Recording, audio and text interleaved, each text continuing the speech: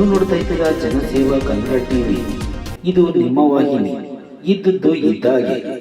K R ಪೇಟೆ ಹೇಮಾವತಿ ಜಲಾಶಯದ ಎಡದಂಡೆ ನಾಲೆಯ 54ರ ವಿತರಣಾ ಕಾಲುವೆ ಆಧುನೀಕರಣಕ್ಕಾಗಿ 20 ವರ್ಷಗಳ ಕಾಲ ನಾಲೆ ಅವಲಂಬಿತ ರೈತಾಪಿ ವರ್ಗ ಕನಸು ಕಾಣುತ್ತಿದ್ದು, ಕಾಮಗಾರಿಯೇ ಸಂಪೂರ್ಣ ಕಳಪೆ ಮತ್ತು ಅವೈಜ್ಞಾನಿಕ ಕಾಮಗಾರಿ ಮಾಡುವುದರ ಮೂಲಕ ನಾಲೆ ಅವಲಂಬಿಸಿದ ರೈತರ ಬದುಕಿಗೆ ಚಪ್ಪಡಿ ಕಲ್ಲು ಏರುತ್ತಿದ್ದಾರೆ ಎಂದು ಗಂಭೀರವಾಗಿ ಆರೋಪಿಸಿ ರೈತರು ತಮ್ಮ ತಲೆಯ ಮೇಲೆ ಕಲ್ಲು ಹೊತ್ತಿ ಪ್ರತಿಭಟನೆ ನಡೆಸಿ ಸಂಬಂಧಪಟ್ಟ ಅಧಿಕಾರಿಗಳು ಹಾಗೂ ಗುತ್ತಿಗೆದಾರನ ವಿರುದ್ಧ ಶಿಸ್ತು ಕ್ರಮಕ್ಕೆ ಒತ್ತಾಯಿಸಿ ಗುಣಮಟ್ಟದ ಕಾಮಗಾರಿಗೆ ಆಗ್ರಹಿಸಿದರು.